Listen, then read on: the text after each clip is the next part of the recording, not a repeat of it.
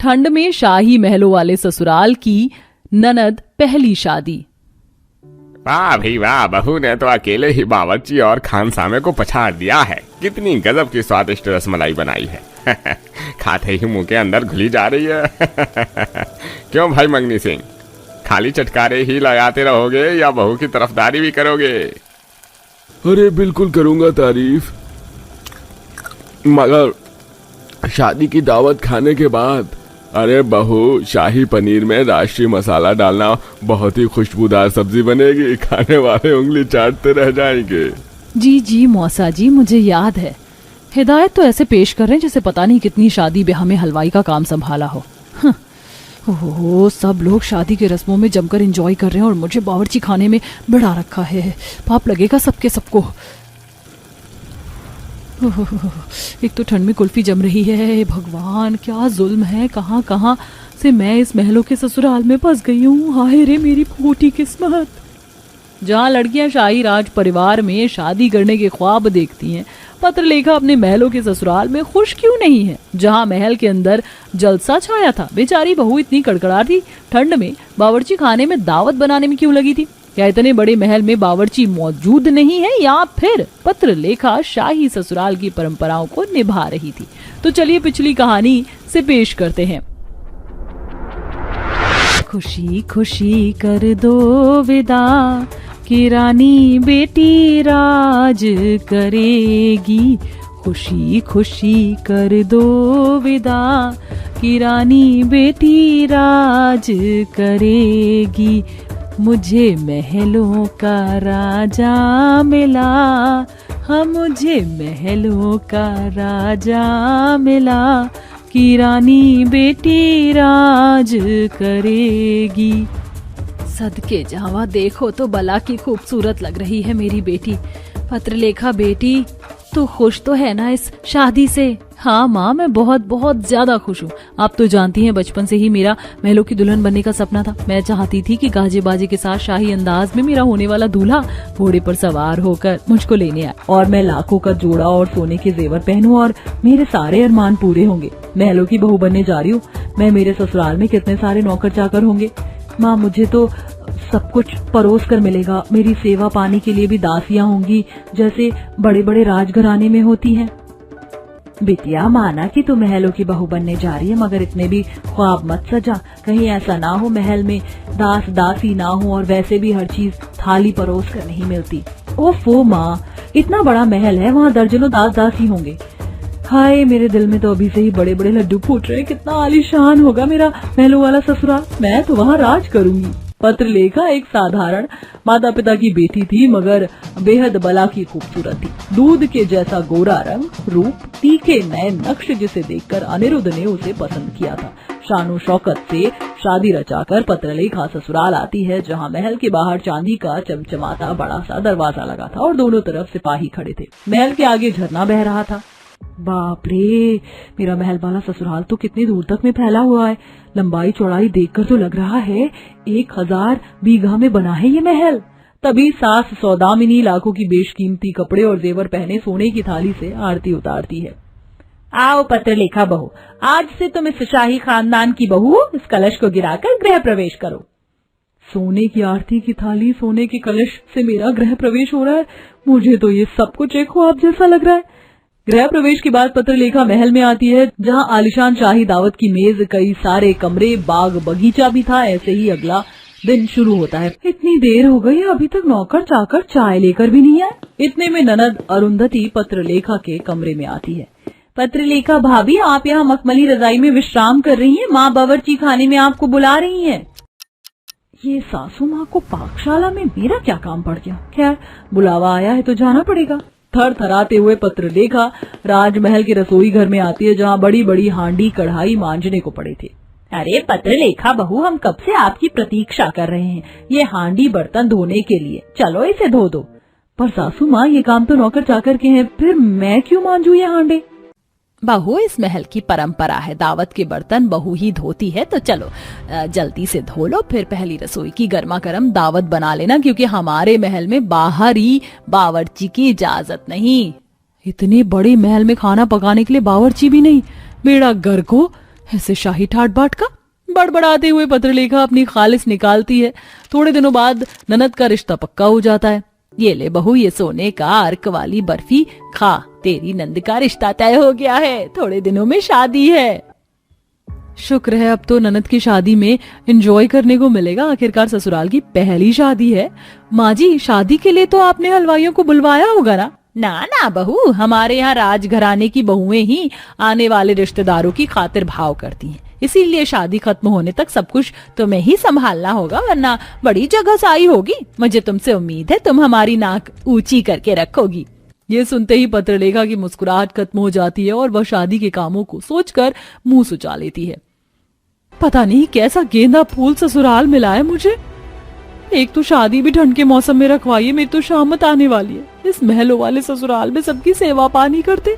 अगले दिन से महल में रिश्तेदारों का मेला लग जाता है। बुआ, फूफा, मौसी, मौसा और दूर दूर के रिश्तेदार पुराने बक्से को सर पर रख लेके महल में प्रवेश करते हैं। वाह भाई वाह, क्या शानदार सजावट हुई है महल की। आहा, राजवती हो।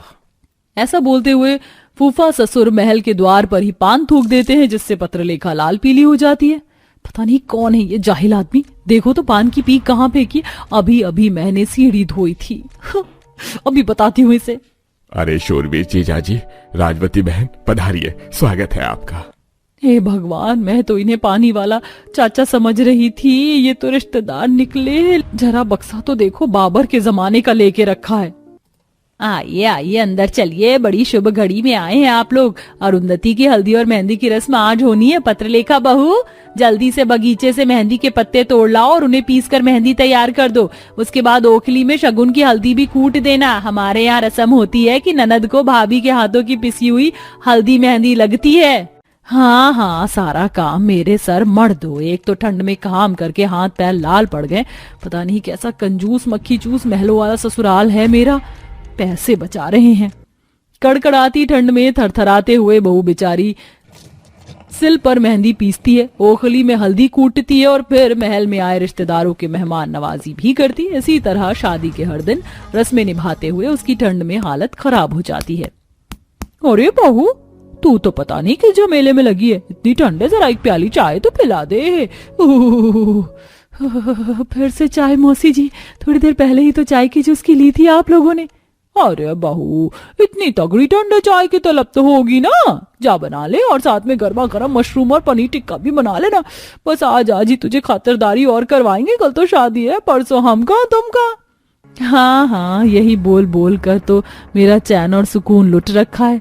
जल्दी जाओ, सब बला टले, सारे के सारे एक ही थाली के चट्टे बट्टे हैं, चाय के चासड़ू।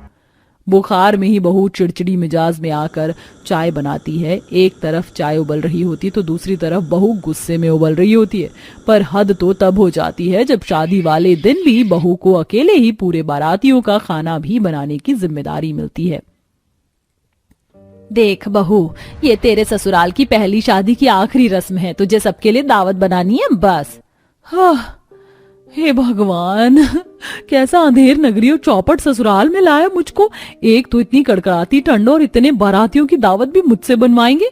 गुस्से में कोसते हुए पत्रलेखा दावत की तैयारी शुरू करती है। ठंडी ठंडी बर्फीली हवा खुले बावर्ची खाने में घुस रही थी, जबकि सब लोग शादी की अपनी अपनी भागदौड़ में थे। कितनी ठंड है, मखमली शॉल भी गर्माहट नहीं दे रही। अनिरुद्ध बेटा, जाकर देख बहू ने दावत तैयार कर ली क्या, बारात बस आने वाली है। जी माँ, देखता हूँ। अनिरुद्ध जैसे ही बावर्ची खाने में आता है तो देखता है कि पत्रलेखा बेहोश पड़ी होती है। पत्रलेखा, क्या हो गया है तुम्हें? हे भगवान, ठंड से इसके हाथ पैर तो बर्फ जितने ठंडे हो गए हैं और इसको तो तेज बुखार भी है।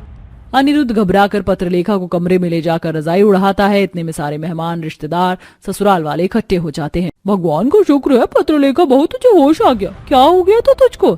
एक काम दिया इसको दावत की तैयारी करने की, वो भी नहीं हुआ। अब बारातियों के सामने हमारी तो नाक कट जाएगी। बस कीजिए माँ, इतनी ठंड में अकेले काम कर करके इस बेचारी की ऐसी हालत हो गई है, फिर भी आपको तरस नहीं आ रहा है?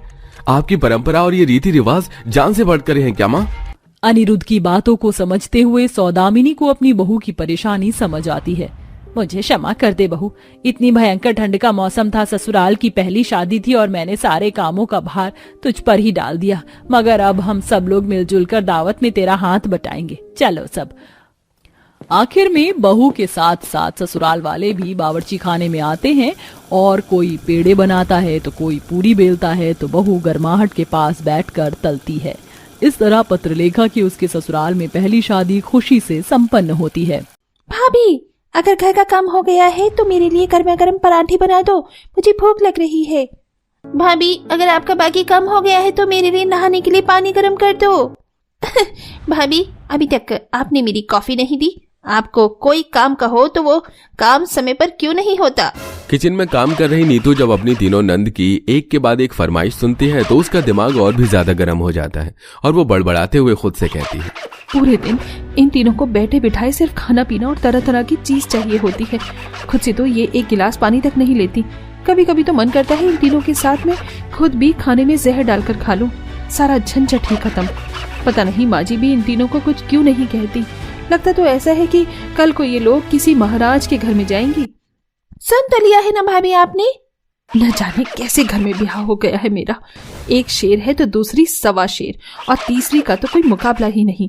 तीनों की तीनों घमंडी हैं। अपनी नंद की फरमाइश को सुनकर नीतू को गुस्सा आ जाता है और वो अपनी नंद से उस वक्त तो कुछ नहीं कहती, लेकिन काम करते हुए उन्हें सिर्फ भला बुरा कहने लगती है। आखिर तीन नंद की ये इकलौती भाभी अपनी नंदों के बारे में ऐसा क्यों बोल रही थी? आखिर क्या वजह थी कि तीनों नंद अपनी भाभी से ही काम करवा रही थी, या फिर भाभी में ही कुछ खोट थी जो भाभी अपनी नंदों को इतना बुरा भला बोल रही थी? इसे जानने के लिए हमें कहानी में थोड़ा पीछे चलना होगा। नीतू की शादी को 6 महीने बीत चुके थे। नीतू एक गरीब घर की कम पढ़ी लिखी लड़की थी। वहीं नीतू को ससुराल अमीर और पढ़ा लिखा मिला था। नीतू की तीनों नंद पढ़ी लिखी थी। इन 6 महीना में नीतू अपने ससुराल में अगर सबसे ज्यादा किसी से परेशान थी तो वो थी नीतू की 3 नंद, जो हर वक्त अपनी भाभी को परेशान किया करती थी। खाते पीते उठते बैठते सिर्फ नीतू को अपनी नंदों की ही आवाज सुनाई देती और ये नंद भी अपनी भाभी से कोई ना कोई काम करवाती रहती। घर में कहने को औरतें हैं, माँ जी और 3 ननद, लेकिन कोई भी मेरी इस कड़ाके की ठंड में मदद करने को राजी नहीं है। बहू, तूने मुझे कुछ कहा क्या? नहीं नहीं माँ जी, मेरी इतनी हिम्मत नहीं है कि मैं आपको या घर के किसी भी सदस्य को कुछ बोल दूं। और बहू को ऐसा ही रहना चाहिए, थोड़ा सुनकर और थोड़ा झुककर। अपनी सास के जाने के बाद अब नीतू खुद से बड़बड़ाते हुए फिर से पोछा लगाने लगती है। तभी फोन चलाती हुई काजल गंदी चप्पल से एक कमरे से दूसरे कमरे में जाती है और वो अपनी भाभी नीतू को पोछा लगाते हुए देखकर मुस्कुरा देती है। हे भगवान, तूने मुझे कितना बेबस बना रखा है इन 3 नंदों के बीच। मैं उनकी इकलौती भाभी हूँ, लेकिन इज्जत एक तिनके की भी नहीं दी है कभी। अब मुझे दोबारा पोछा लगाना होगा। अब नीतू दोबारा से पोछा लगाकर किचन में काम करने लग जाती है। कुछ देर किचन में सारा काम करने के बाद जैसे ही नीतू किचन से निकलने लगती है, वैसे ही नैना अपनी भाभी को किचन से निकलता हुआ देख अपने कमरे के दरवाजे से आवाज लगाकर अपनी भाभी से कहती है, भाभी रुको रुको, किचन से बाहर आने की जरूरत नहीं है। मेरे लिए गर्मा गर्म कॉफी बना दो या फिर चाय। कितनी सर्दी हो रही है ना, और मेरा फेवरेट नाटक भी आने वाला है, जल्दी लाना। हाँ अभी तो मैं नहाई भी नहीं हूँ और नाश्ता भी नहीं किया है। नहाकर कुछ खाकर आप लोगों के लिए चाय बना दूंगी। बिल्कुल भी नहीं, मुझे चाय अभी पीनी है तो चाय अभी पीनी है। नीतू अपनी नंद की बातें सुनकर वापस किचन में जाकर चाय बनाकर नीतू को दे देती है। लेकिन जब वो नहाने जाती है तो वहां भी तीनों नंद के कपड़े होते हैं, जिसे वो धोते धोते घंटों बिता देती है। इसके बाद नहाकर जैसे ही खाना खाने बैठती है, वैसे रिया अपनी भाभी से कहती है, भाभी खाना बाद में भी खा सकते हो आप, अभी आपको मेरा कपड़ा निकालना है। चलो जरा मेरा कपड़ा ढूंढवा दो। अब नीतू खाना छोड़कर अपनी नंद का कपड़ा ढूंढने में उसकी मदद करती है, लेकिन वो अपनी नंदों के इन सब व्यवहार के बाद रोती भी है। लेकिन वो कभी अपनी सास या फिर नंदों को पलट कर जवाब नहीं देती। अकेले में बेशक वो बड़बड़ाकर चुप हो जाती है। बहू कब से तीनों गाजर के हलवे के लिए तुझे आवाज लगा रही है, और तू यहाँ क्या कर रही है? हाँ माँ जी, बस लाती हूँ। ऐसे ही समय बीत रहा था। रिया, काजल और नैना तीनों ही अपनी इकलौती भाभी नीतू को परेशान करने का कोई भी मौका नहीं छोड़ रही थी। ऐसा लग रहा था कि नीतू उन तीनों की इकलौती भाभी नहीं बल्कि घर की नौकरानी हो। बल्कि नौकरानी भी समय पर काम करके चली जाती है, लेकिन नीतू की हालत तो उससे भी बदतर हो चुकी थी। एक रोज रिया, काजल और नैना तीनों ही अपनी सहेलियों को घर पर बुलाती हैं। भाभी, हम तीनों बहनों की सहेलियां आज घर पर आ रही हैं, तो आप उनके लिए pizza, dosa, momos, cutlet, roasted chicken ये सब बनाना।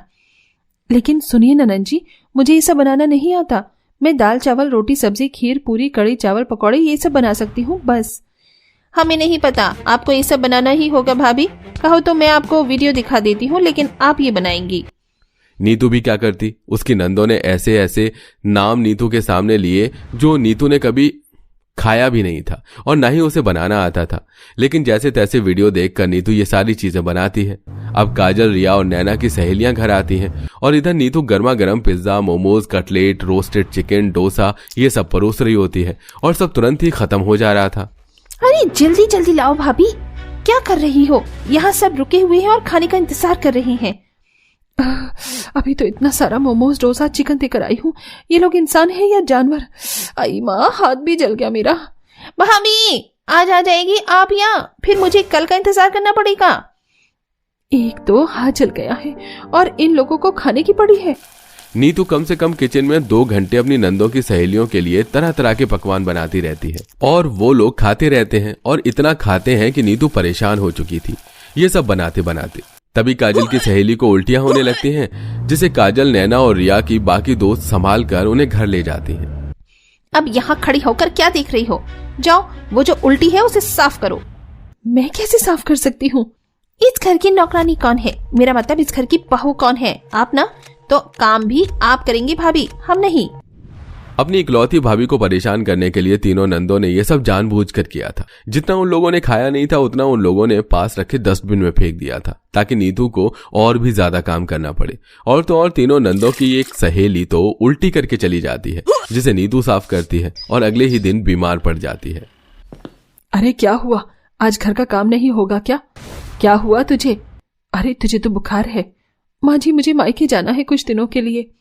तू आराम कर, घर का काम आज वो तीनों करेंगी। और हाँ, मायके जाने की जरूरत नहीं है, ठीक हो जाएगी तू यहीं। अब कलावती जाकर अपनी तीनों बेटियों को घर का काम करने के लिए कहती है, लेकिन वो पहले तो घर का काम करने के लिए राजी नहीं होती। लेकिन कलावती अपनी बहू की हालत देखकर अपनी तीनों बेटियों को डांट लगाती है और उन्हें घर का काम करने के लिए कहती है। कोई झाड़ू लगा रही होती है, कोई पोछा, कोई खाना बनाकर किचन में बर्तन मांज रही थी। एक दिन में ही तीनों की हालत खराब थी और ये सारा काम नीतू अकेले ही करती थी। ये देखकर तीनों को एहसास होता है कि वो अपनी भाभी के साथ कितना अत्याचार कर रही हैं। अब देर शाम गर्मा गर्म खिचड़ी बनाकर तीनों अपनी भाभी के पास पहुंचती हैं। कल हमने जो कुछ किया उसके लिए हम आपसे माफी मांगने आए हैं और आज हमें एहसास हुआ कि आप सच में इस घर में ना रहो तो ये घर घर नहीं है। भाभी ये खिचड़ी मैं आपके लिए बनाकर लाई हूँ, आप 4-5 दिन आराम करो, लेकिन अब हम आपको कभी परेशान नहीं करेंगे। आज अपनी पूरी जिंदगी में मैं पहली बार काम कर रही हूँ और मुझे आज एहसास हुआ कि आप कितना काम करती हैं भाभी। आप भाभी नहीं, देवी हैं, देवी। तीनों नंदों की ऐसी बातें करता हुआ देख एक पल तो नीतू को लगता है कि वो उनसे मजाक कर रही हैं, लेकिन जब नीतू को पता चलता है कि सच में उन तीनों को पछतावा है तो वो तीनों को माफ कर देती है।